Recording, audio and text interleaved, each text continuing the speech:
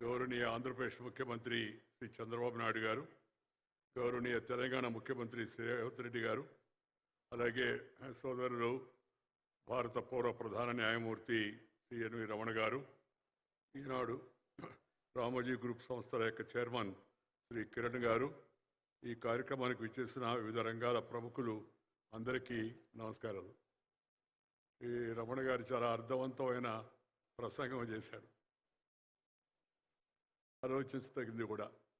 ముందున్న వాళ్ళు, వేదిక మీద ఉన్నవాళ్ళు కూడా మాతృభాషను కాపాడుకోవాలి, దాన్ని బాగా ముందుకు తీసుకెళ్ళాలి. ఈ విషయంలో మనం కానీ బాగా చొరవ తీసుకుంటే అది రామోజీరావు గారికి మనం అర్పించేట ఒక మంచి నివాళి అవుతుందని చెప్పి సందర్భంగా నేను మనవి చేస్తున్నాను.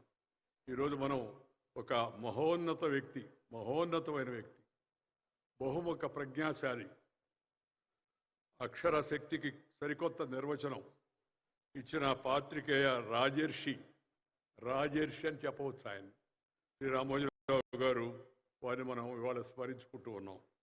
స్వయం కృషి, క్రమశిక్షణ, పట్టుదల, చిత్తశుద్ధి, కార్యదీక్షలే ఆయుధాలుగా అనేక రంగాల్లో విజయాలు సాధించి భవిష్యత్ తరాలకు మార్గదర్శనం చేసిన శ్రీ రామోజీరావు గారి జయంతి సందర్భంగా వారి స్మృతికి నివాళులు అర్పిస్తూ ఉన్నాను. శ్రీ రామోజీరావు గారు లేని రామోజీ ఫిలిం సిటీని, రామోజీరావు గారు లేని ఈనాడుని, వారు నిర్మించిన ఇతర సంస్థలని నేను ఈరోజు కూడా వారు లేరనే వాస్తవాన్ని జీర్ణించుకోలేకున్నాను. అలాంటి గొప్ప ముద్ర ప్రజా జీవితంపై వేసినట్టు మహనీయుడు ఈ మధ్యకాలంలో మనకు మరొకరు కనపడరు. శ్రీ రామోజీరావు గారు ఒక వ్యక్తి కాదు, ఒక శక్తివంతమైన యొక్క వ్యవస్థ. జనహితమే జర్నలిజం. ఇప్పుడు మనం అక్కడెక్కడ చూస్తున్నాం, జర్నలిజం అంటే ఎర్నలిజం అని. ఎర్నలిజం అంటే డిక్షనరీ విడుదల చేశాం కదా, సంపాదించుకోవడం. సంపాదకుడు అంటే సంపాదించేవాడు అని అర్థం. ఇవాళ కొంతమంది అందరూ కాదు, ఇంకా చాలామంది మంచిగా, నీతిగా, నిజాయితీగా, పద్ధతిగా ఉన్నారు. కానీ కొంతమంది ఆ పెడధోరణులు ఇవాళ చూపిస్తూ ఉన్నారు. వారు జనహితమే జర్నలిజం అని నమ్మి ఆచరించినట్టు మహామనిషి. సాధారణ రైతు బిడ్డ స్థాయి నుంచి ప్రపంచమంతా తెలుగువారి వైపు చూసేలా ఎదిగిన వారి జీవితం యువతకు ఎంతో స్ఫూర్తిదాయకమైనది. వారి సంస్థల ద్వారా ఎంతోమంది ప్రత్యక్షంగా, పరోక్షంగా ప్రయోజనం పొందారు. తెలుగు ప్రజల గుండెల్లో వారి స్థానం శాశ్వతం, వారి కృషి చిరస్మరణీయం అని చెప్పి ఈ సందర్భంగా నేను మనవి చేస్తూ ఉన్నాను. విభిన్న రంగాల్లో విశిష్ట సేవలు అందించిన గొప్ప వ్యక్తులకు శ్రీ రామోజీరావు గారి జన్మదినాన్ని పురస్కరించుకొని రామోజీ ఎక్సలెన్స్ అవార్డ్స్తో సత్కరించడం చాలా సంతోషకరమైన విషయం, అభినందించాల్సిన విషయం. శ్రీ రామోజీరావు గారు కేవలం ఒక వ్యాపారవేత్త మాత్రమే కాదు, తెలుగు జాతి కీర్తిని ప్రపంచ నలుదిశల వ్యాపింపజేసే క్రాంతదర్శి ఆయన. వారి జీవితం అసాధ్యాలను సుసాధ్యం చేయవచ్చని నిరూపించిన అమరగాథ అది. రామోజీరావు గారి విజయం సామాజిక నిబద్ధతనే పునాదిపై నిర్మితమైన ఒక మహావృక్షం. మీది ఏ పక్షం అని అడిగితే ఒకసారి ఆయన, నేను ప్రజాపక్షం అని చెప్పాడు. నువ్వు ఏ పక్షం, లెఫ్టా, రైటా, లేకపోతే స్ట్రైటా, సెంట్రిస్టా అడిగితే ఆయన నేను ప్రజాపక్షం అని చెప్పన్నాడు.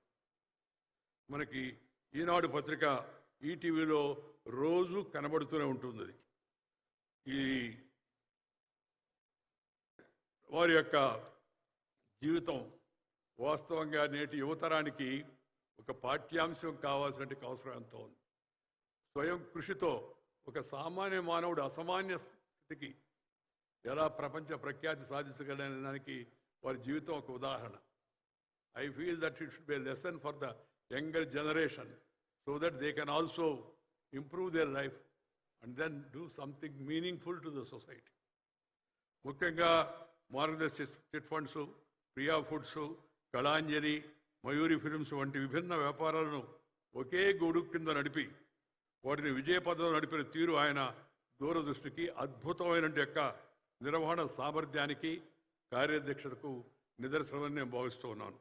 ప్రతి వ్యాపారాన్ని కేవలం లాభాపేక్ష కాకుండా వినియోగదారులకు నాణ్యమైన సేవ అందించాలనే యొక్క ఉన్నత లక్ష్యంతోనే ఆయన ప్రారంభించిన అదే సంస్థ, ఆ సంస్కృతి కూడా నేడు కొనసాగుతుంది. రాబోయే రోజుల్లో కూడా ఇదే సంస్కృతి కొనసాగించాలని నేను భావిస్తూ ఉన్నాను. రామోజీరావు గారి సేవల్లో అత్యంత ముఖ్యమైనది, ప్రతిభావంతమైనది జర్నలిజం.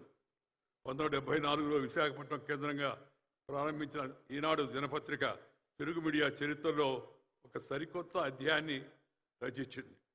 అంతకుముందు కేవలం పఠనాలకే పరిమితమైన వార్తలను పల్లె పల్లెకు చేర్చి పత్రికా భాషను పండితుల భాషగా మార్చి సామాన్య ప్రజల వాడుక భాషగా దాన్ని తీసుకొచ్చారు. అలాగే ప్రజానాయకులు కూడా, రాజకీయ నాయకులు కూడా చాలామంది రామోజీరావు గారికి రుణపడి ఉండాలి. ఎందుకంటే పెద్ద పెద్ద వాళ్ళు పెద్ద స్థాయిలో ఉన్నవాళ్ళు కాదు, గ్రామ స్థాయిలో, మండల స్థాయిలో, జిల్లా స్థాయిలో ఉన్న నాయకులు గుర్తించి ప్రోత్సహించి వాళ్ళని ఎదిగే విధంగా శ్రీ రామోజీరావు గారు ఈనాడు పత్రికను నడిపారని చెప్పి మనవి చేస్తున్నాను. నిత్యం ఉషోదయాన సత్యం నినదించుగాక అంటూ తెరతరవాడుతుండగానే పత్రిక ఇంటి ముందు ప్రత్యక్షమవడం ఆనాటి తరానికి అది సరికొత్త అనుభవం. వారు ఈనాడు పెట్టినప్పుడు రామోజీరావు గారు జర్నలిజాన్ని కేవలం వార్తలు చెప్పే సాధనంగా చూడలేదు, దాన్ని ప్రజా సమస్యలను వెలుగులోకి తెచ్చి అన్యాయాలను ఎదురిచ్చే, సమాజ హితం కోరే ధర్మ యుద్ధానికి ఆయన పత్రికను ఉపయోగించారు. ఎన్నో సవాళ్లు, అడ్డంకులు ఎదురైనా పత్రిక ఎప్పుడు నిజాయితీ, నిష్పాక్షత విలువలకు కట్టుబడి ఉండేలా చూసుకున్నారు. ఆయనకు ఎదురైన ఆటుపోట్లు సందర్భం కాదు, అవి సామాన్యమైనవి కాదు. అలాంటి వాటన్నింటినీ ధైర్యంగా ఆయన ధీరోదాత్తంగా ఎదుర్కొని గట్టిగా నిలబడి తను చెప్పదలుచుకున్నానని చెప్తూ ఆ విధంగా పత్రికా రంగంలో మనకి ఆనాడు ఒక డయాన్ ఆఫ్ ఇండియన్ జర్నలిజం అని చెప్పని పేరుగాంచినట్టు యొక్క శ్రీ రామ్నాథ్ గోయంకా గారు ఒక నాయకుడైతే, అదే స్థాయిలో తెలుగు వారిలో నుంచి ఎదిగి దేశవ్యాప్తంగా గుర్తింపు చెంది ఎడిటర్స్ గిల్డ్ ఆఫ్ ఇండియా చైర్మన్గా ఉంటూ దేశంలో ఉండే పత్రికలకు ఒక మంచి మార్గదర్శనం చేసే మహా వ్యక్తి శ్రీ రామోజీరావు గారిని ఈ సందర్భంగానే మనం చేస్తున్నాను. ఈనాడు కేవలం దినపత్రిక కాదు, అది తెలుగు ప్రజల గొంతుగా, వారి నమ్మకానికి చిహ్నంగా నిలిచింది. పత్రిక నిర్వహణలో ఆయన అనుసరించిన నిజాయితీ, నిష్పాక్షికత, నిబద్ధత తెలుగు జర్నలిజానికి ఉన్నత ప్రమాణాలను నెలకొల్పాయి. ఈ కారణంగానే ఆయన పద్మ విభూషణ్ వంటి దేశ అత్యున్నత పురస్కారానికి వారు అర్హులయ్యారు. ఆయన స్థాపించిన ఈటీవీ నెట్వర్క్ సైతం ప్రాంతీయ భాషా ప్రసారాల్లో ఒక విప్లవాన్ని తీసుకొచ్చింది. ఆ తెలుగు వార్తల్లో తెలుగు భాషపై రామోజీరావు గారికి ఉన్న మమకారం అనంతం. అందుకే ఆయన పత్రికా భాషను ప్రజల హృదయాలకు చేరువయ్యేలా సరళతరం చేశారు. తెలుగు భాష వైభవాన్ని పెంచే లక్ష్యంతో రామోజీ ఫౌండేషన్ ద్వారా ఉత్తమ ప్రమాణాలు కలిగిన నిఘంటువులను రూపొందించి భావితరాలకు గొప్ప వారసత్వాన్ని వారు అందించారని చెప్పి నేను మనవి చేస్తున్నాను. తెలుగు నుంచి తెలుగుకి వాడుకలో మంచి పదాలను మనకి అందజేసి, ఇంగ్లీష్ నుంచి తెలుగుకి ఈ నిఘంటువులు రెండింటినీ రూపొందించడం అవుతుందో ఇది దేశం యొక్క భాషా చరిత్రలో నిలబడే గొప్ప అధ్యాయం అని చెప్పని మీ అందరికి కూడా మనం చేస్తున్నాం. దానికి ఎంత గుండె ధైర్యం, ఎంత నిబద్ధత ఉంటే కానీ అది సాధ్యమయ్యే విషయం కాదు. నిఘంటువును రూపొందించడం అంటే ఈ రామోజీ ఫిల్మ్ సిటీ కూడా ప్రపంచంలో అతిపెద్ద సినిమా స్టూడియోగా గిన్నిస్ రికార్డు సాధించి తెలుగు నేర సృజనాత్మకతను అంతర్జాతీయ గుర్తింపు తెచ్చిపెట్టింది.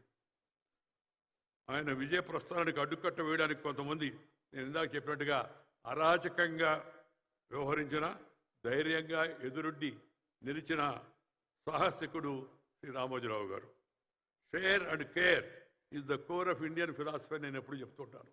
ఆ ఫిలాసఫీ మీద ఆయన నమ్మకం కలిగిన వాడు. మనకున్న దానిలో కొంత ఇతరులతో కూడా పంచుకుందాం, సర్వే జన సుఖినో భవంతు అని చెప్పే భావాన్ని కలిగి ఆయన ప్రకృతి వైపరీత్యాల్లో నిలువనేడు కోల్పోయినట్టు వారికి, ఎందరో నిరుపేదలకు ఈనాడు సహాయ నిధి పేరుతో వారు ఇళ్లు కట్టించారు. జలయజ్ఞం, వనయజ్ఞం పేరుతో ప్రజలలో చైతన్యం తీసుకొచ్చి చెరువుల్లో పూడికి తీత, చెట్ల పెంపకం వంటి సామాజిక కార్యక్రమాలకు నేతృత్వం వహించే విధంగా ఆయన పత్రిక నడిపారు. నాకు రామోజీరావు గారి మధ్య అనుబంధం ప్రత్యేకం. ఆయన తుది శ్వాస వరకు మా అనుబంధం కొనసాగేది. నేను శాసనసభ్యుడిగా ఉన్నప్పుడు ఆయన రోజు పక్కనే ఈనాడు పత్రిక ఆఫీసు ఉంటే అక్కడికి పిలిచేవారు. కలిసి భోంచేసేవాళ్ళం. అనేక విషయాలపై చర్చించేవాళ్ళం, తర్కించుకునేవాళ్ళం, అంగీకరించేవాళ్ళం, విభేదించేవాళ్ళం. విభేదించి కూడా వాదాలు ఫైనల్గా ఒక నిర్ణయానికి రాలేకపోతే అగ్రీ టు డిజగ్రీ అని చెప్పి అనుకునేవాళ్ళం గౌరవప్రదంగా. ఎందుకంటే ఆయన ఒక నిఘంటు, ఆయనే ఒక నిఘంటు. ఆయన జీవితం చూసుకొని మనం తరచు చూస్తే మనకి ఆ నిఘంటు అనే పదాన్ని ఎందుకు వాడానో మీకు అర్థమవుతుంది. ముఖ్యంగా ప్రజా తీర్పుతో ఎన్నికైన యొక్క ముఖ్యమంత్రిని ఆ రోజు అన్యాయంగా, అక్రమంగా ఆయన గుండె జబ్బుతో అమెరికా